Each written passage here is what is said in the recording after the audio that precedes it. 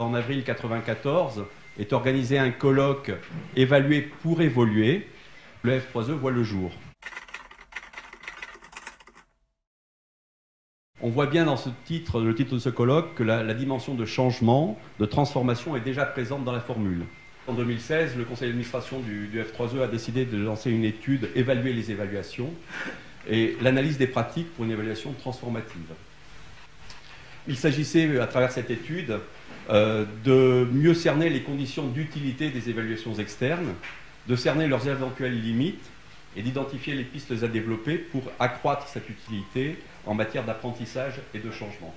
Dans l'étude menée par le F3E et de ces différents éléments se dégage un genre de triptyque, possible générateur de changement, qui va reposer sur un environnement favorable auquel on peut attacher, par exemple, la volonté politique du commanditaire, sa volonté exprimée ou pas d'avoir un changement. On va avoir comme deuxième élément du triptyque le processus d'évaluation transformatif. Et là, on est dans la co-construction, dans le positionnement, l'attitude de l'évaluateur, comment il travaille avec son commanditaire, comment il se positionne. Et enfin, aussi, la nécessité d'un apprentissage partagé par les acteurs. Donc on est bien aussi dans comment on partage les enseignements et comment les parties prenantes s'approprient ces différentes dimensions.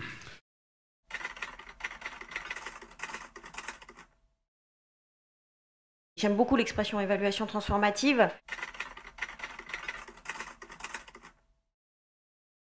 On est dans un monde où les choses vont très vite. Elles vont très vite pour les pouvoirs publics et elles vont très vite pour le secteur des ONG et des associations. Courage du politique, je le souligne quand même rapidement parce que c'est finalement, il faut tout de même le dire, de se mettre sous le regard d'une évaluation et de prendre le risque de l'expert. Il y a en France un vrai sujet qui est celui que on a peur finalement du regard de l'expert parce qu'on pense qu'il va décider à la place d'eux. Or, l'évaluation transformative telle que nous la préconisons, elle vise une seule chose, c'est qu'on puisse prendre des décisions qui soient bonnes. Prendre des décisions qui soient bonnes au niveau politique dans un monde très incertain avec une multitude d'intérêts contradictoires. Construire des points d'accord et de désaccord, construire un diagnostic, c'est souvent une étape qui est massacrée et qui est la condition pour qu'on arrive ensuite à construire des scénarios, faire de la proposition. Nous, ce qu'on souhaite, c'est qu'il y ait appropriation, c'est-à-dire choix, c'est-à-dire décision de faire ou de ne pas faire, de faire et de ne pas faire, mais que les choses soient explicites et rendues publiques.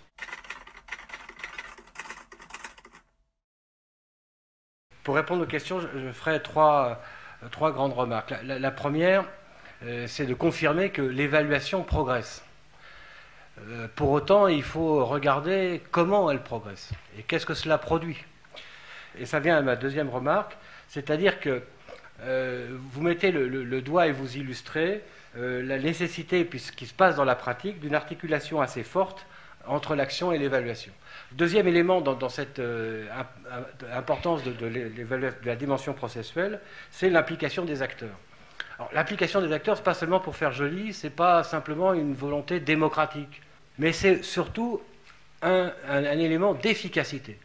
Pourquoi ? Parce que une des façons de comprendre la complexité, ou du moins de l'approcher, c'est de percevoir que la complexité est le produit de jeux d'acteurs, de postures, de positions, de rapports de force, d'enjeux, de stratégies, etc. Le fait de décrypter ces différents jeux d'acteurs, les processus, les stratégies, les points de vue, la façon dont chacun voit les choses, est un élément qui permet ce travail de déconstruction et reconstruction que vous avez souligné dans l'introduction, et qui permet de produire de la connaissance. Troisième élément, c'est les rapports évaluation et décision. Bon, traditionnellement, l'évaluation, on dit, c'est une aide à la décision, et puis on en restait à quelques recommandations faites, etc. Bon. La question qui est posée, c'est qu'il faut réfléchir à la façon dont s'articule le processus évaluatif, même poussé jusqu'à des scénarios construits, et le processus de décision. Si on se pose la question, ce qui est bien dit dans votre rapport, des finalités de l'évaluation, pourquoi on évalue ?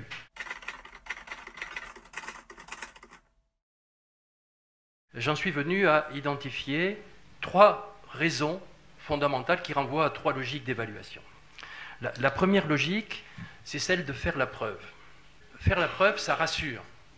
Et faire la preuve aussi, c'est la logique d'essayer de maîtriser la dépense. Le modèle 2, c'est celui de l'amélioration. Le changement est évalué, c'est contribuer à de l'amélioration de l'action publique. Donc on a une évaluation qui vise à comprendre comment ça se passe, pourquoi ça marche pas, comment on pourrait faire mieux. Et il y a, je dirais, un changement de type 2 qui renvoie à un modèle 3 de l'évaluation, qui est l'évaluation pour produire du changement.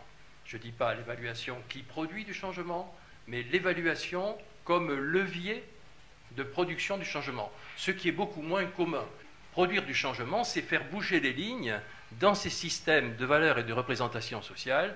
Et voyez bien que c'est ni la mesure économétrique, ni l'analyse des processus d'organisation qui sont les garants les plus évidents de cette production de changement. Là, ça veut dire impliquer l'ensemble des parties prenantes, les impliquer, mais pas seulement les impliquer, les faire débattre non seulement de l'action, mais du pourquoi de cette action, du sens de cette action, et vérifier que cette action et que cette volonté est convergente.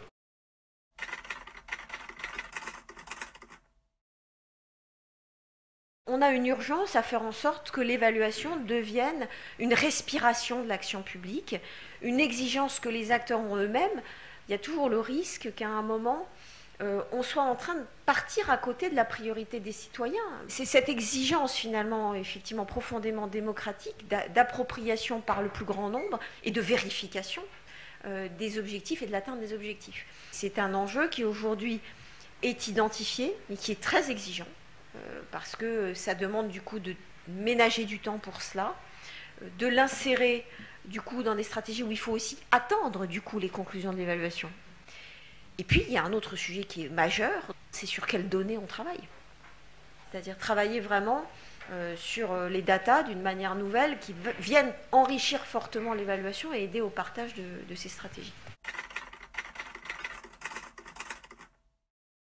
Il faut réfléchir et être consciente de la probable ou de la potentielle utilisation avant de faire même le terme de référence d'une évaluation. On doit être très clair et très précis parce que ça va définir les questions qui vont être posées.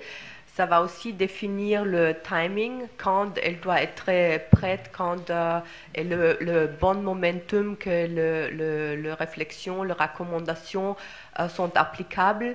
Un autre élément est l'implication des parties prenantes dans tout le processus. Et moi, quelquefois, je crois que le processus de l'évaluation est presque plus important ou plus transformant que le rapport final. Poser des questions, réfléchir, être consulté, ça fait vraiment des changements de pensée, auto-réflexion, de mettre en question.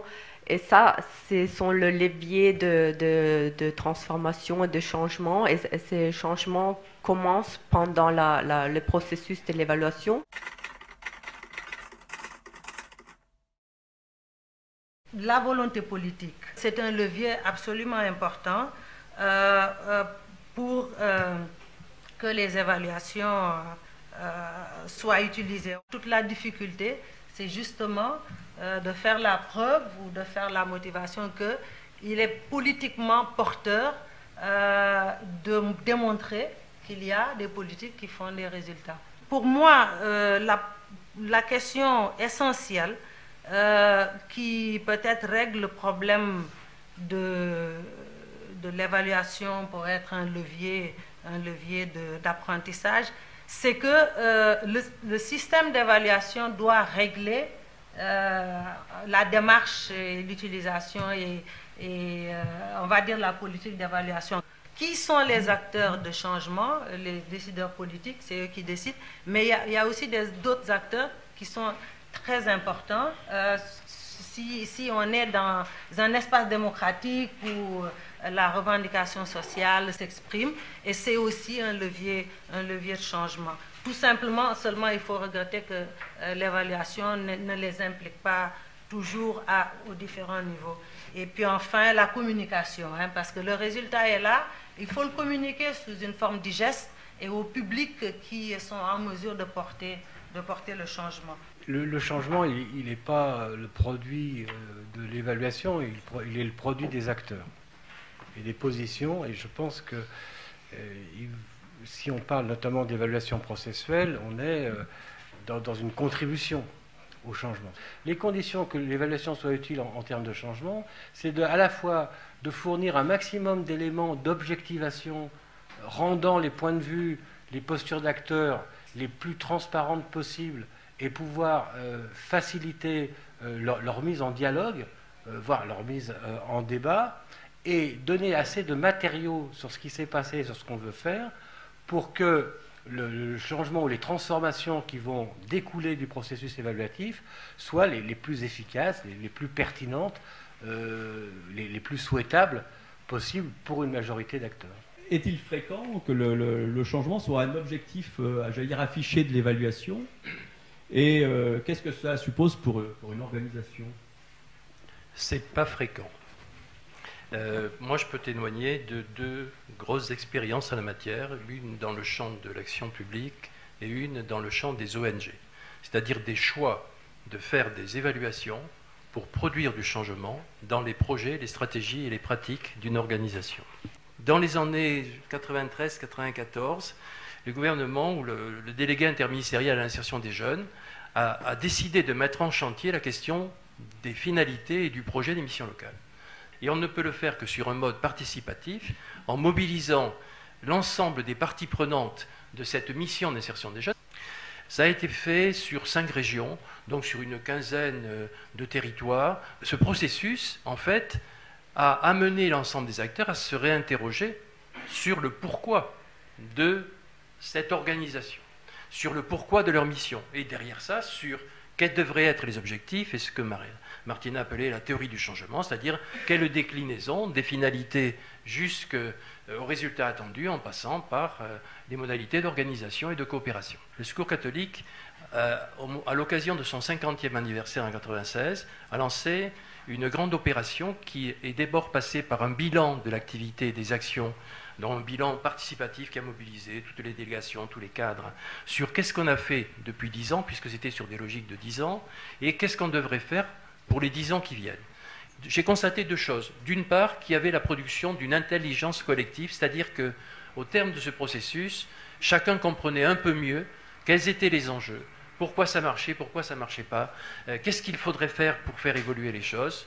Et la deuxième chose, c'est que j'ai constaté un changement extrêmement sensible de rapports sociaux internes entre ces 4 types d'acteurs réunis dans ce processus d'évaluation participative. Vraiment, c'est la première fois que je voyais en France une organisation mettre autant de moyens et de volonté politique, et je reviens à la volonté politique, pour porter et investir financièrement et en termes de temps un tel processus pendant 3-4 ans, avec comme visée, on évalue pour évoluer.